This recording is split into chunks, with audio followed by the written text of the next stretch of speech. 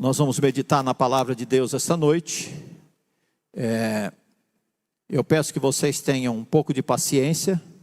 Nós estamos falando já há alguns domingos, eu acho que hoje é o 4º domingo, se não me falha a memória. Oi? 3º? E eu acho que nós vamos falar ainda mais um domingo. Domingo que vem nós ainda vamos tratar desse assunto, família. Dentro das várias abordagens que nós fizemos, nós demos o tema de como anda a sua família. Ou seja, em todos esses sermões, em todas essas mensagens, o tema nos convida a refletir sobre como anda a nossa família, como anda o relacionamento. Quando eu falo família, pode ser uma família de um casal apenas, pode ser uma família que tem filhos, mas que são preciosos para Deus, porque fazem parte do plano, do projeto de Deus para este tempo. Nós precisamos, e temos falado sobre isso ao longo desses dias, nos conscientizar da importância, do valor e do papel da família bíblica, da família no modelo que Deus constituiu para esta geração. Tudo isso vai desembocar naquilo que nós temos assistido no mundo. Eu falei há pouco sobre jovens que se autoexterminam, que se mutilam, que se drogam, que estão desesperados, sem saber para onde ir, estão com a sua saúde mental abalada, afetada. Por quê? Porque falta uma coisa, falta a estrutura familiar. Falta cada peça cumprindo o seu papel, cada peça no seu lugar, o pai, a mãe, o filho, interagindo dentro do ambiente familiar, à luz da palavra de Deus. Então é muito importante que nós tenhamos essa consciência. E eu quero convidar você para abrir a sua Bíblia no capítulo 12, da carta aos Hebreus. Nós vamos ler apenas um verso, o verso 15. Hoje o nosso tema é perdão e reconciliação. E foi muito apropriado, não foi planejado, mas nós estarmos falando de perdão e de reconciliação justamente num culto de Santa Ceia. Num culto onde o tema, o assunto é o sacrifício de Jesus por nós, a graça de Jesus, a misericórdia de Jesus, o amor de Jesus demonstrado por nós no seu sacrifício naquela cruz. Então, vamos abordar um tema que também é pertinente à ceia. Então o texto diz assim, Hebreus capítulo 12, verso 15. Cuidem para que ninguém se afaste da graça de Deus, e que nenhuma raiz de amargura brotando cause perturbação, e por meio dela muitos sejam contaminados. Essa é uma orientação da palavra de Deus, e diz respeito justamente a questões que inibem ou que negam a prática do perdão, a prática da reconciliação. O autor aos Hebreus, ele faz essa advertência, isso é uma coisa que nós precisamos fazer, cuidado, cuidem. Lembra que eu citei um texto aqui de Pedro? Vigiem, porque o vosso adversário, ele anda em derredor. E aqui o autor aos Hebreus está dizendo, cuidem, para que ninguém se afaste da graça de Deus. Como é que nós podemos nos afastar da graça de Deus? E ele fala qual é uma das possibilidades. Não permita que nenhuma raiz de amargura, brotando no seu coração, cause alguma perturbação. E aqui nós estamos falando de família, então, cause uma perturbação no seu relacionamento, na sua família, na relação que você tem com seus filhos, na relação que você tem com o seu cônjuge. E por meio dela, ou por meio desta raiz, por meio desta amargura, por meio desta tristeza, muitos sejam contaminados. Então, o perdão e a reconciliação, ela é importantíssima num relacionamento, numa família, num casamento. Repetindo aqui os temas que nós falamos, o casamento é uma relação de longo prazo. É uma relação que exige a necessidade de ser cultivado as coisas boas e de ser eliminado as coisas ruins. Porque se não cuidar, esse foi o nosso primeiro tema, o casamento pode acabar. E o perdão e a reconciliação é fundamental nesta manutenção desta relação de longo prazo. Segundo, por mais que nós nos preparemos, ou por mais que nós julguemos preparados para viver uma vida em família, para viver um relacionamento de casados, por mais que a gente tente, por mais que a gente se prepara, a maturidade só virá com o tempo. A experiência do dia a dia, a prática do dia a dia, o convívio é que vai nos ensinar e vai nos trazer essa maturidade. E ao longo dessa busca, novamente, o perdão e a reconciliação vai ser requisitado e é sempre indispensável. Nós falamos também de uma coisa muito importante, que quando nós falhamos em algum momento, o nosso casamento, a nossa relação, a nossa família pode ser exposta a situações de vulnerabilidade e tentações. Então, justamente por falta do perdão, por falta da reconciliação, se vocês se lembram que eu falei, um casal, por exemplo, uma família pode abrir margem, abrir espaço para que o inimigo entre, para que ele ofereça uma tentação e assim o casamento, a família, o relacionamento seja prejudicado. E também, o nosso último tema foi a responsabilidade de construir um casamento. Não é uma coisa fácil. Construir um casamento, construir uma família, não é uma brincadeira. Não é algo fácil, é algo que vai requerer de nós muito trabalho. E esta é uma obra demorada. É por isso que a relação é de longo prazo. É por isso que filhos numa família é tão valioso perante Deus, porque nós estamos construindo, nós estamos vendo a promessa de Deus se realizar na nossa vida. E por mais que em algum momento, a gente deseja que os nossos filhos já tivessem crescido, que a criança não desse trabalho, que a criança já se virasse e tudo mais, isto faz parte também do plano de Deus, do crescimento, da maturidade, do amor, da bondade que vai ser desenvolvida ao longo dessa experiência.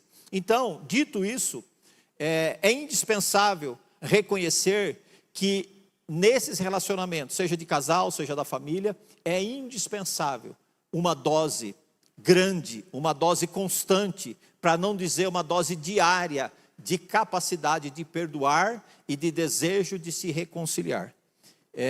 Eu não sei se você pensa diferente, mas se você pensa que não existe, em algum casamento não exista dificuldades, não existe lutas, para usar um termo comum, não existe brigas, você está enganado.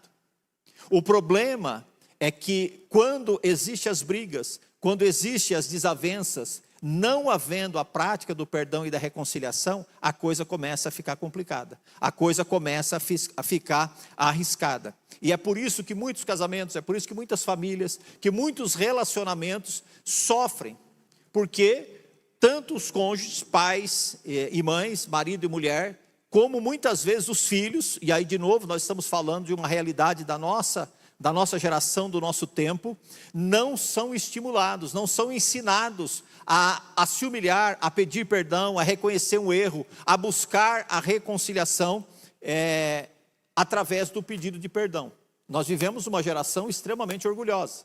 Nós vivemos uma geração em que os corações estão cada vez mais endurecidos, em que a soberba, às vezes a gente vê situações de filhos, eu não estou falando de adultos, às vezes de um adolescente, até mesmo de criança, que tratam os pais de uma maneira tão desrespeitosa, de uma maneira tão vergonhosa, que você não acredita que é o pai que está passando por aquilo, que é a mãe que está passando por aquilo.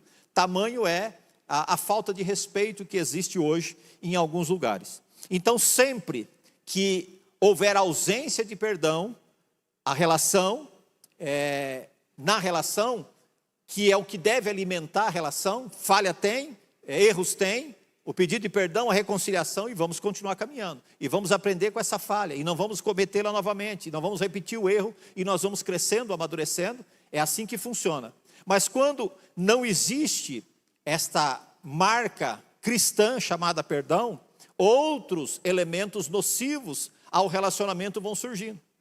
Quando não tem perdão, normalmente começa a surgir amargura, começa a surgir tristeza, começa a surgir frustrações, começa a surgir ansiedades. Então, são coisas que, uma vez que o perdão não é praticado, uma vez que a reconciliação não existe, e é muito triste isso.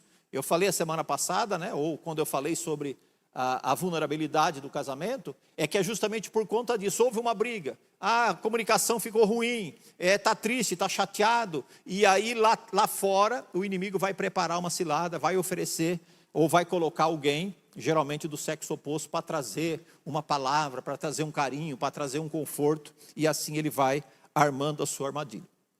Por mais que a gente queira negar, nós não podemos negar, eu diria assim, se nós pudéssemos ter acesso à intimidade de muitas famílias que nós conhecemos, a despeito de aparente normalidade, nós vamos descobrir que essas famílias enfrentam muitas dificuldades, que essas famílias enfrentam muitas lutas, muitas crises, nessa condição de falta de perdão. Por exemplo, quando existe desconfiança por parte de um dos cônjuges, daqui a pouco eu ligo de novo. Quando existe desconfiança entre os cônjuges, o marido desconfia da mulher ou vice-versa, a mulher desconfia do marido. Não tem confiança. Então, isso precisa ser tratado. Outra questão que pode envolver a falta de perdão, as brigas constantes. E às vezes você vai descobrir, elas são muitas vezes por questões insignificantes, mas suficientes para criar uma briga, suficientes para criar um ambiente ruim. Crises envolvendo a área de finanças, isso é muito comum. Ou o marido é descontrolado, ou a esposa é descontrolada, ou os dois são descontrolados, e aí a situação fica pior ainda. Então, isso gera crise, isso gera briga. E é preciso, quando existem esses problemas, é preciso haver reconciliação. É preciso haver entendimento do que pode, do que não pode, o que foi feito, o que não foi feito, o que está certo, o que está errado, o que precisa ser corrigido. Problemas, dilemas, repito, com filhos. Independente da idade, às vezes existem problemas lá dentro do lar, dentro da família, que não são tratados. E eles vão crescendo, eles vão se acumulando e vai tornando cada vez mais difícil a atitude de parar e pedir perdão. Nós vamos falar um pouquinho mais disso além. Assuntos íntimos do casal que às vezes acabam sendo expostos, ou para os filhos, ou para vizinhos, ou para parentes, em qualquer lugar, coisas que são pessoais, particulares, acabam sendo colocadas em público. Isso é muito ruim. Então, toda vez que nós pensamos na importância do perdão e da reconciliação, nós temos que admitir que a falta deles sempre vai colocar o relacionamento ou a integridade e a paz dessa família em risco, deste casal ou desta família em risco. Por quê? O perdão pressupõe humildade, o perdão pressupõe amor, pressupõe compaixão. Através disso, desse reconhecimento, é que vem o perdão.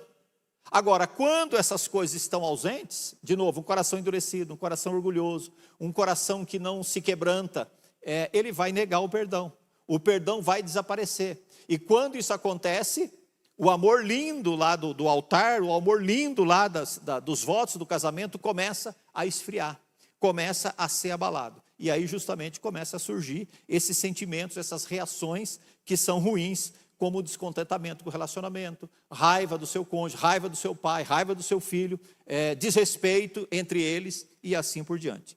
Então, principalmente entre as famílias chamadas cristãs, é necessário, é importante, e eu diria indispensável, nós estimularmos, nós aprendermos a colocar verdadeiramente na prática essas coisas chamado perdão, chamado reconciliação. Porque se isso não acontece, as coisas vão entrando num ritmo que vai desembocar, se o amor começa esfriando, vai chegar uma hora que essa chama se apaga por completo. E que aí fica insustentável o relacionamento, fica insustentável o casamento, fica insustentável a vida, de uma família, de um lar, por conta de inexistir esta compaixão, esse amor e esse reconhecimento pelo perdão. Por que isso é importante? Paulo, escrevendo aos Colossenses, no capítulo 3 e no verso 13, ele diz assim: sejam compreensivos uns com os outros e perdoe quem os ofender. Lembre-se de que o Senhor os perdoou, de modo que vocês também devem perdoar. Então é muito simples.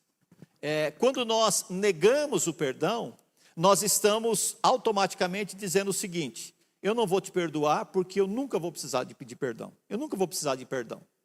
Isso vale em todas as relações. Nós estamos aqui de novo falando em casamento e em família. Então, se nós não conseguimos praticar dentro da nossa casa, dentro do nosso relacionamento, um entendimento dessa palavra de Paulo, nós estamos muito, mas muito longe da ideia do que é o Evangelho. De novo, nós estamos aqui diante da mesa que simboliza a morte de Jesus Cristo. A morte de Jesus Cristo para perdoar os nossos pecados, para perdoar pecados que nós não confessamos, para perdoar pecados dos quais nós não nos arrependemos. A palavra de Deus diz que Ele morreu por nós quando nós ainda éramos pecadores, quando nós ainda éramos inimigos, quando nós ainda estávamos distantes. Então isto é verdadeiro amor. Jesus nos deu esta receita de amor. E agora Paulo, olhando para este modelo de Cristo, fala para nós: sejam compreensivos, sejam passivos uns com os outros. E aí de novo, dentro da família, isso deve ser ainda muito mais importante, muito mais forte, muito mais claro. Às vezes você tem um relacionamento lá na empresa, um relacionamento na faculdade, um relacionamento que seja comercial, que seja qualquer outro, mas ainda assim você deve perdoar, porque é o que a palavra de Deus diz. Mas dentro do núcleo, dentro da família, que é algo próximo, que é algo que faz parte do seu sangue, que deveria doer em você quando algo está errado, não perdoar é algo inconcebível. Repito, é algo de alguém que não entendeu a mensagem do Evangelho, é algo que não entendeu o que Jesus estava falando naquele dia da ceia. Esta é a nova aliança no meu sangue, é novo, é transformação, é mudança de vida, é nova criatura, tudo mudou, tudo se fez novo. Em Cristo as coisas são assim. Então, como é que a gente trata essa raiz de amargura? Como é que a gente cuida para que isso não nos afaste da graça de Deus e que isso não traga algum abalo no nosso relacionamento e principalmente que isso não nos afaste do amor de Deus, nos afaste da comunhão com o Senhor? Então, uma família ou um relacionamento nunca nasce infeliz. Você concorda comigo? Porque para existir um relacionamento tem que haver afinidade, tem que haver planos, tem que haver projeto, tem que haver convergência para as ideias. Então, quando isso flui, surge um relacionamento. Desse relacionamento surge filho, surge uma família. Então, nesse momento, não há infelicidade, só há felicidade. Então, um relacionamento, uma família, nasce feliz. Porém, por uma série de fatores, por esses que nós estamos falando aqui, o relacionamento pode tornar-se infeliz. Quando não há perdão, quando não há reconciliação, quando não há reconhecimento pelas falhas, pelos erros, pelos pecados, seja lá o que for, começa a ficar insustentável. Então, aquilo que era felicidade, tornou-se uma infelicidade. E é por isso que o autor aos Hebreus, ele fala: tenham cuidado. Qual é a ação? Tomar cuidado. E o que envolve isso? Envolve algumas coisas que nós não gostamos de fazer. Então, quando é que eu preciso pedir perdão? Quando é que eu preciso perdoar? Primeiro, eu preciso identificar a razão disso. Eu preciso identificar o pecado. Eu preciso identificar a falha. Eu preciso identificar a razão da mágoa, a razão da tristeza, da dor, do desapontamento. E isso exige, de novo, diálogo. Todas as vezes que a gente fala em relacionamento, nós vamos falar em diálogo. Então, se não houver essa possibilidade de falar aberta e francamente, de expor aquilo que está incomodando, ou aquilo que precisa ser corrigido, a raiz de amargura não vai sair. A raiz de amargura vai continuar lá. Ela vai continuar, pelo contrário, ela vai continuar crescendo, ela vai continuar estendendo os seus tentáculos. Segundo, além de identificar o que há de errado, é preciso uma certa dose de coragem e de iniciativa para perdoar e para superar esses sentimentos. Eu costumo dizer que o perdão legítimo, o perdão verdadeiro, o perdão bíblico, ele nunca vai colocar aquele que está perdoando num pedestal. Muito pelo contrário. Aquele que perdoa do ponto de vista bíblico, aquele que perdoa porque reconhece que é assim que Jesus ensinou, ele não vai se colocar como orgulhoso. Como alguém: olha, agora você ficou me devendo essa, hein? Olha, mais uma vez eu estou te perdoando. Olha, de novo você pisou na bola e agora... Não. Aquele que perdoa, segundo a palavra de Deus, ele precisa ter coragem. Porque o diabo não quer reconciliação. O diabo não quer que nós perdoemos, porque perdoar não é dele. O diabo, ele gosta de contenda. O diabo, ele gosta de briga. Ele gosta das coisas ruins. Eu vou usar uma palavra aqui, ele gosta de barraco. Mas Cristo não. Cristo ensinou humildade. Cristo ensinou o perdão. Cristo ensinou o serviço. Então, manter essa atitude corajosa. E quando eu falo incentivar porque nós vamos ensinar através da nossa prática os nossos filhos. Então, se os meus filhos nunca viram eu perdoar, nunca viram eu sentar com a minha esposa, a mãe deles, para discutir uma questão e chegarmos a um bom senso, segundo a palavra de Deus, vocês acham que eles estão aprendendo a perdoar? Você acha que o seu filho, o seu adolescente, a sua criança, vai aprender sozinho? Não, meu pai não faz, mas eu faço. Que Deus tenha misericórdia que possa ser assim, porque se ele encontrar Cristo e amar a palavra de Deus, independentemente do que aconteceu no passado, ele vai ser uma nova criatura e vai obedecer a palavra de Deus. Mas dentro do contexto da criação, do contexto da convivência, o nosso exemplo é o maior incentivo para eles. Então, superar o ressentimento é o que o autor aos Hebreus fala, de evitar a contaminação, para que não haja contaminação, para que ninguém se contamine. Tem um ditado popular que diz que em briga de marido e mulher ninguém mete a colher, né? Por quê? Eu já falei aqui, se você ouve a mulher, o marido é o capeta, mas se você ouve o marido, a mulher é a diaba. Então é difícil você tratar isoladamente, você precisa trazer ambos para conversar. E quando você coloca ambos sentados, e quando você aborda a questão à luz da palavra de Deus, é para evitar essa contaminação. Porque ele sempre vai, e é natural você procurar alguém que te apoie. Porque você vai contar a sua versão. Não, mas ela fez isso. Não, você está certo. Mas aí do outro lado ela vai contar para outra versão dela. Ah, mas ele faz assim, assim. Não, então está errado, você que está certo. E essa contaminação ela vai se estendendo. Por quê? Porque uma raiz de amargura começou com tudo isso.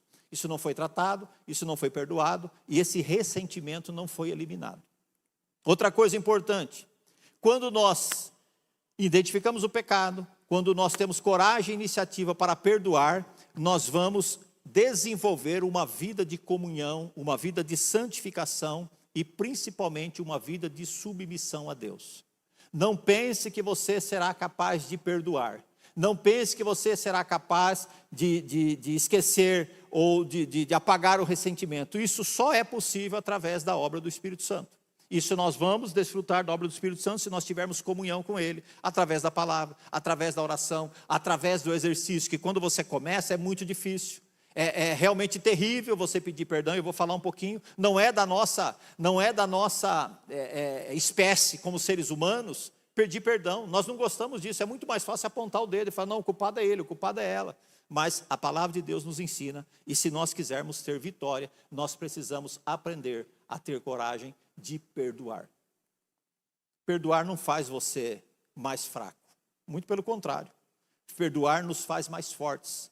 Quando você confessa um mal, você vence, tem duas vitórias. A primeira delas é que você envergonhou o diabo, que ele colocou aquilo, ele tramou aquilo para destruição, para tristeza, para vergonha, para angústia. E quando você diz não às tentações, quando você diz não a isso e obedece à palavra de Deus, você não apenas venceu e envergonhou Satanás, mas você agradou a Deus e glorificou o nome dele. Então é isso que a gente precisa ver, olhar por este prisma, orar, olhar por esse ângulo.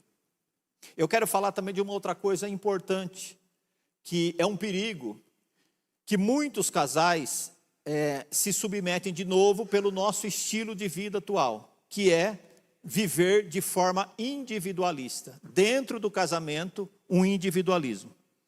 Embora vivam na mesma casa, embora sejam casados, embora fizeram votos, eles estão e vivem totalmente desconectados. Eles vivem literalmente vidas separadas. E eu estou dizendo de coisas do tipo assim, embora, às vezes o filho estuda, às vezes a esposa trabalha, às vezes o horário não bate, isso é exceção. O que eu estou dizendo é dentro de um conceito normal, cada um pensar apenas em si mesmo. O marido só pensa nele, a mulher só pensa nela. Eles não se importam, um não se importa com a necessidade do outro. Um não se importa com a presença do outro. Um não se importa com a opinião do outro, com o sentimento do outro. Então essa distância, essa vida individualista é muito perigoso. Ao ponto de casais fazerem refeições separadamente, em horários diferentes, às vezes até em locais diferentes. Se envolve também filhos. De novo, o horário da criança chegar da escola, do adolescente, a mãe trabalha, o pai trabalha, não dá para todo mundo almoçar junto, não dá para todo mundo estar junto na mesa. Mas, por exemplo, no sábado, que não tem aula, no domingo, que o pai e a mãe não trabalham, essa comunhão, essa participação de família é muito importante. E a gente vê isso cada vez mais presente, isolados. Hoje os nossos adolescentes, eles vivem uma vida, se você fizer no futuro uma estatística disso, você vai descobrir que os adolescentes da nossa geração, eu não vou chutar quanto, mas uma boa parte da sua vida foi vivida dentro de 4 paredes, num quarto, a um videogame, a uma TV, a uma rede social. Isso não faz bem. Isso não é o que Deus planejou para a família. Então, repito, embora o trabalho às vezes não ajude, lembra da linguagem do amor? Tempo de qualidade. Nós precisamos ter tempo de qualidade para o nosso cônjuge e para os nossos filhos. Só que, infelizmente, muitas vezes, o dia a dia, a rotina, os compromissos fazem com que cada um defina a sua rotina, cada um tem a sua programação. E às vezes até para a igreja. Hoje eu não vou na igreja, você vai e eu não vou. É uma coisa absolutamente anormal. Nós devemos estar sempre unidos, em comunhão. E na minha experiência, aí de novo os homens vão sofrer, né? Porque é verdade. Na minha experiência, porque como pastor eu noto, e na minha experiência porque eu já fiz isso.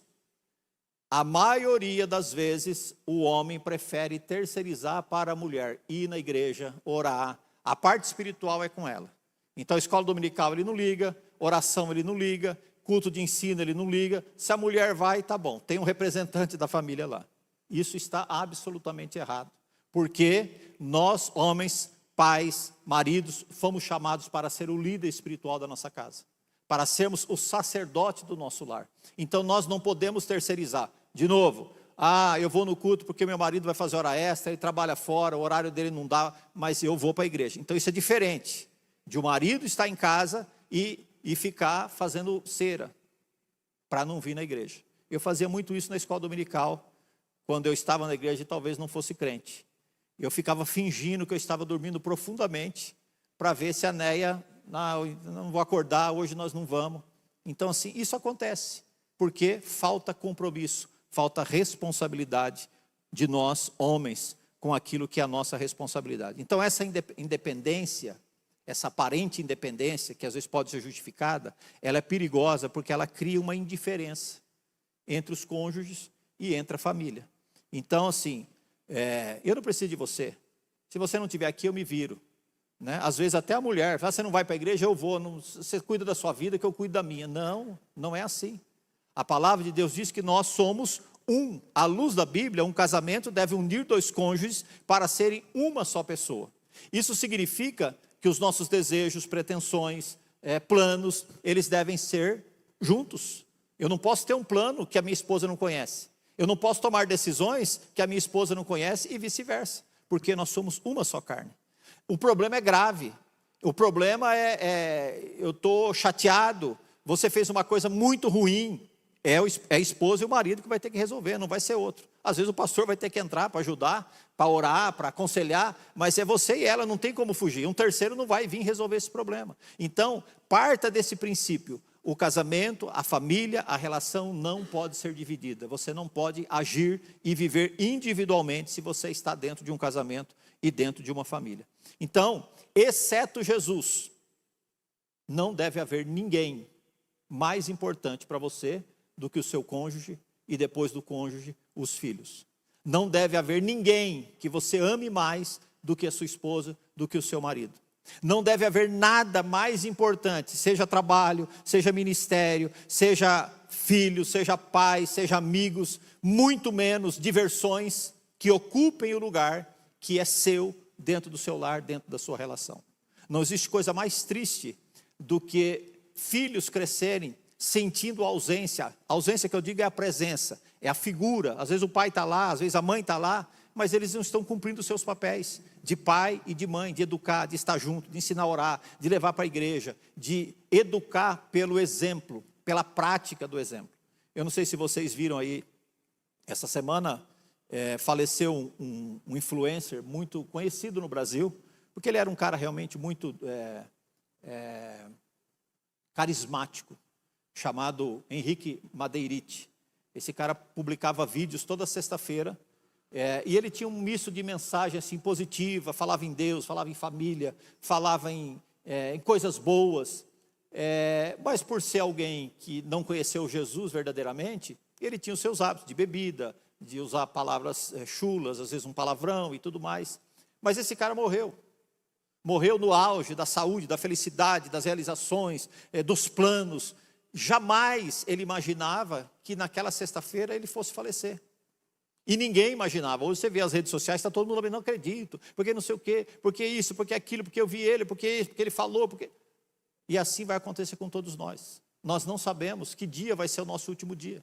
E é por isso que nós temos que estar preparados para encontrar com o nosso Deus, em todos os aspectos. Então, depois que eu falecer, depois que eu partir daqui, eu não vou poder fazer mais nada pelos meus filhos, pela minha família. Então, eu tenho que fazer enquanto eu estou aqui, enquanto essa responsabilidade é minha. Eu preciso valorizar isso, eu preciso assumir isso, eu preciso cumprir este papel. Então, é da nossa natureza caída não querer ceder, não querer dar o braço a torcer, se é que a gente pode falar assim, não querer assumir, não querer admitir que você errou, que você precisa pedir desculpa, porque você se sente culpado por alguma coisa. Como eu disse, é sempre mais fácil culpar o outro, é sempre mais fácil dizer que o outro que errou e evitar assim a reconciliação. E eu repito, quem pede perdão primeiro é corajoso, porque ele está superando primeiro o seu orgulho próprio, segundo uma tentação do diabo, e terceiro porque ele está promovendo algo que agrada a Deus, a reconciliação e a humildade, para assumir uma falha, a humildade para assumir um erro e para buscar corrigir isso. Então, dar o primeiro passo para a reconciliação é um ato de humildade, é um ato de sabedoria e é também um ato de responsabilidade para buscar reparar algo que saiu errado, às vezes uma palavra impensada, às vezes um ato isolado, às vezes qualquer coisa que você faz que possa ter desagradado o seu cônjuge, que possa ter criado algum abalo, algum problema dentro do seu relacionamento, da sua família, seja com o cônjuge, seja com os filhos. Então, a prática do perdão e da reconciliação é um daqueles elementos que nós falamos aqui, que faz parte do muro que protege o nosso relacionamento.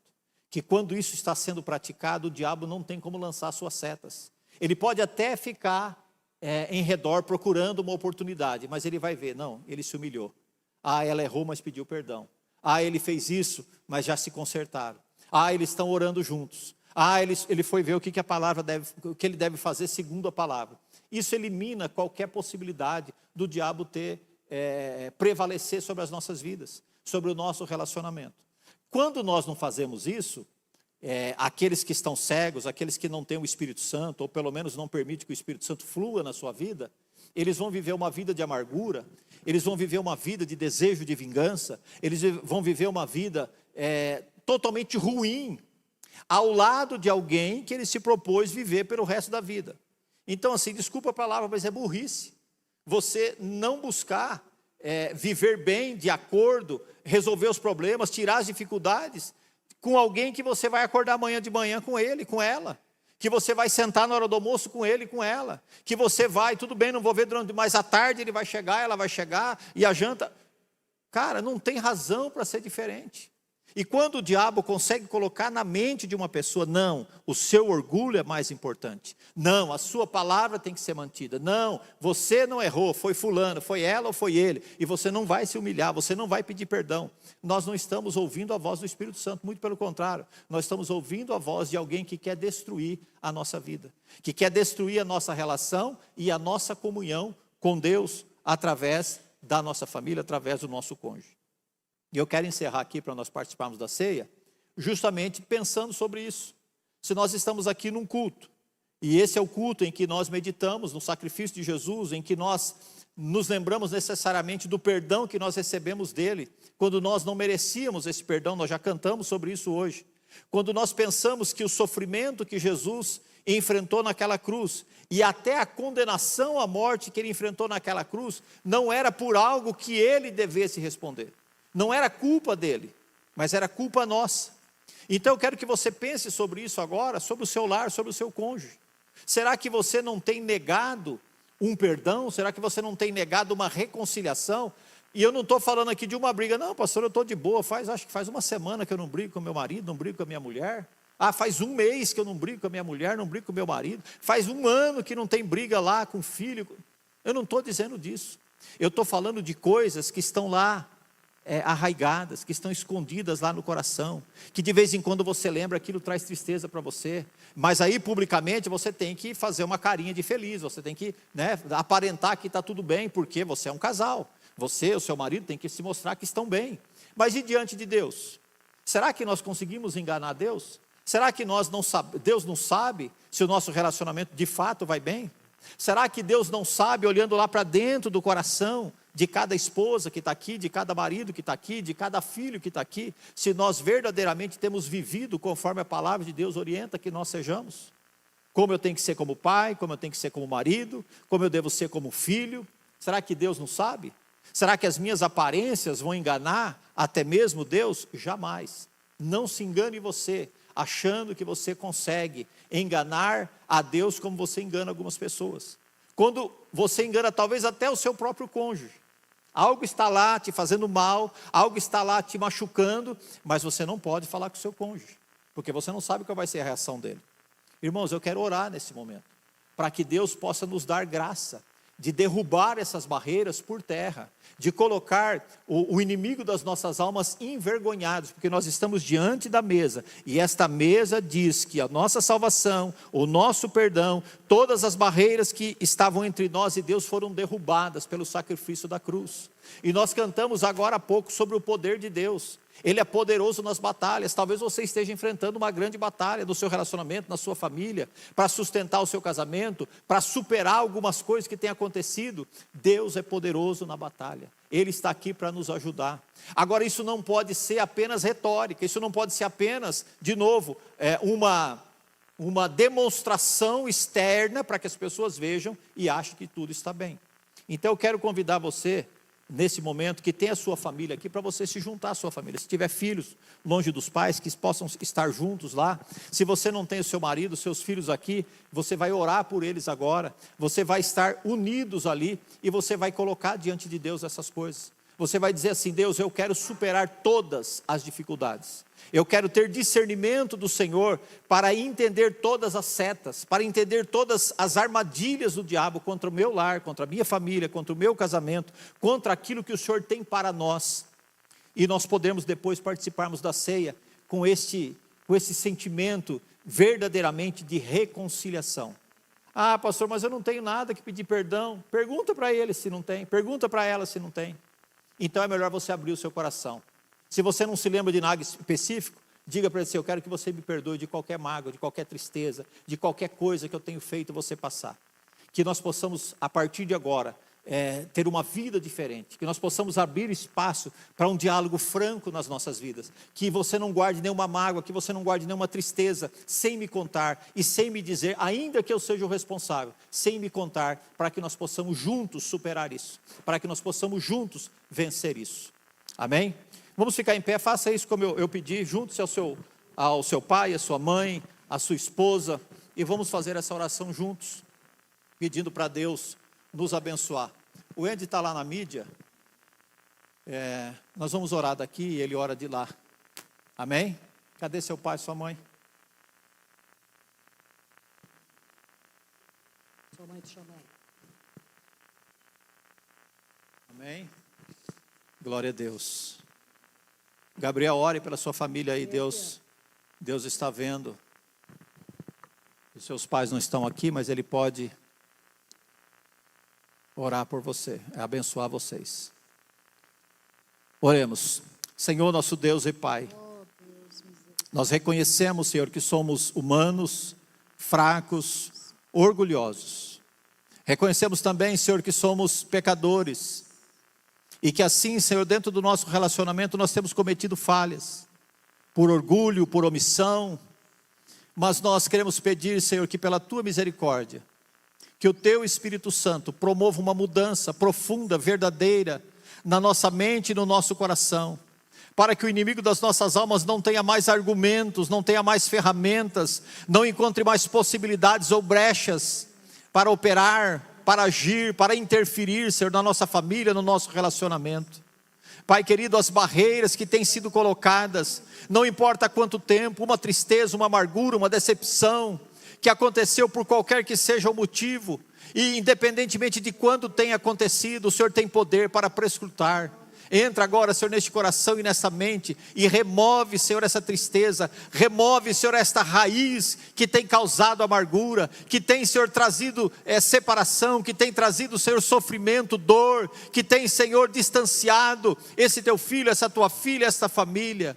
Pai, nós somos criados, nós somos gerados pelo Senhor, como um projeto especial de Deus, como família, marido, mulher e filhos, cada um, Senhor, cumprindo o seu papel, para que juntos, Senhor, possamos glorificar e exaltar o Teu nome. Que o nosso lar, que a nossa família, que o nosso casamento seja, Senhor, para a glória do Teu nome. Que tudo que fizemos até agora, Senhor, que tem envergonhado, que tem entristecido, seja em atos, em pensamentos, em atitudes, em escolhas, Senhor, o Senhor possa renovar a nossa mente, possa nos encorajar, Senhor, a pedir perdão e a abandonar tudo aquilo, Senhor, que não vem do Senhor e que está no nosso relacionamento, no nosso casamento. Todas as práticas, Senhor, entra nas nossas finanças, entra, Senhor, no nosso relacionamento sexual, entra, Senhor, no relacionamento de pais e filhos, na criação de filhos. Pai, remove toda mágoa, toda dificuldade, toda barreira de comunicação, nos ajuda, Senhor. Nós queremos Te servir sem nenhum impedimento, nós não queremos que o inimigo tenha, Senhor, escondido algo para nos acusar, por isso nós confessamos ao Senhor, tudo está diante do Senhor, nada nós escondemos dos Seus olhos, nada nós escondemos, Senhor, porque o Senhor prescruta, conhece e sabe todas as coisas. Portanto nós confessamos e pedimos perdão, Senhor. Entra no meu lar, na minha vida, no meu coração, e ajuda-me, Senhor, a ser um bom marido, a ser um bom pai, a cuidar, Senhor, das minhas obrigações, a assumir as minhas responsabilidades. Me ajuda, Senhor, a superar as falhas que eu tenho cometido. Me ajuda, Senhor, a evitar, Senhor, decepcionar os meus filhos, decepcionar a minha esposa. Me ajuda, Senhor, a ser luz dentro do meu lar, a ser exemplo, Senhor, não apenas para os meus filhos, mas para todos aqueles que olham para mim e veem em mim, Senhor, um exemplo. Que a Sua graça, que a Sua misericórdia esteja sobre nós. Abençoa cada lar nesta noite, abençoa cada família nesta noite, contempla cada coração que está, Senhor, contrito na Tua presença nesta noite, e concede a Tua bênção, Senhor, concede a vitória, concede a graça que nós precisamos para perdoar e para nos mantermos reconciliados com o Senhor. É o que nós Te pedimos em nome de Jesus. Amém.